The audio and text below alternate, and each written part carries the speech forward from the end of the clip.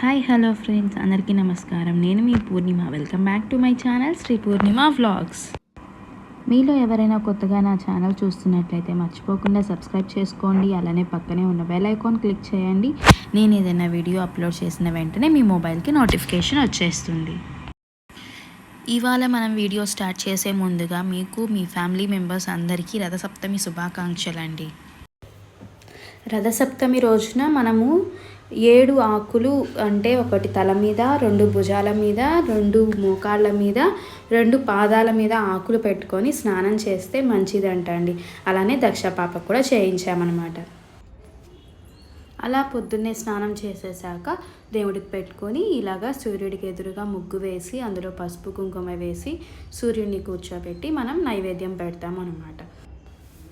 రథసప్తమి రోజున సూర్యుడు తన 12 చక్రాల రథము 7 గుర్రాలతో సూర్యుడు ఉత్తరాయణంలోకి ప్రవేశిస్తారంటండి. ఈ రథసప్తమి రోజు నుంచి మనకి టెంపరేచర్లో చేంజెస్ వస్తుంటాయన్నమాట.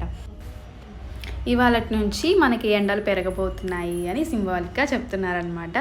ఇక్కడ ఏంటి అంటే ఆ ముగ్గులో అమ్మ ఒక ఆకు మీద పసుపు ముద్దని సూర్యుడిని ఉంచినట్లుగా పెట్టుకొనేసి దానికి పూలు పెట్టి అలంకరిస్తోంది. మామూలుగా రథసప్తమి రోజున స్నానం చేస్తాము అని చెప్తాం కదా అండి. ఇలా ఆకులు పెట్టుకొని ఫస్ట్లో చూపించాను. అది ఏంటంటే మామూలుగా జిల్లేడు ఆకులతో చేస్తారు. జిల్లేడు ఆకులు అవైలబిలిటీ లేని వాళ్ళు చిక్కుడు ఆకులతో కూడా చేసుకోవచ్చు.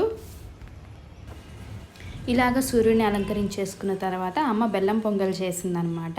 పరమాన్నం అని కూడా అంటారు. దాన్ని ఇలాగా 9 ఆకుల్లో అంటే నవగ్రహాలకి నివేదించినట్లుగా పెడుతుందనమాట. 9 ఆకుల్లో ఈ ప్రసాదాన్ని పెట్టి సూర్యుడికి నమస్కారం చేసుకొని ఇలాగా పెడతారనమాట.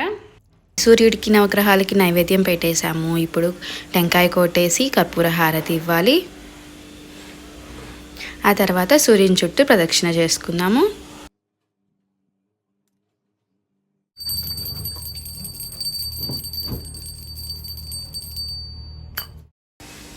ఇలాగా పూజ చేసేసాక సూర్యుని చుట్టూ ప్రదక్షిణ చేసుకొని అంటే మనం అక్కడ పెట్టిన ముగ్గులో పెట్టిన సూర్యుని చుట్టూ ప్రదక్షిణ చేసుకొని సూర్యుడికి నమస్కారం చేసుకొని అక్కడితో పూజ ముగించుకుందామండి. దక్ష పాప అయితే నిద్రపోతూ ఉంది, ఇంకా లేవలేదు. పూజ అంతా అయిపోయి కాసేపటికి నిద్ర లేచిందనమాట. ఇలాగా మా రథసప్తమి పూజ అయిందనమాట.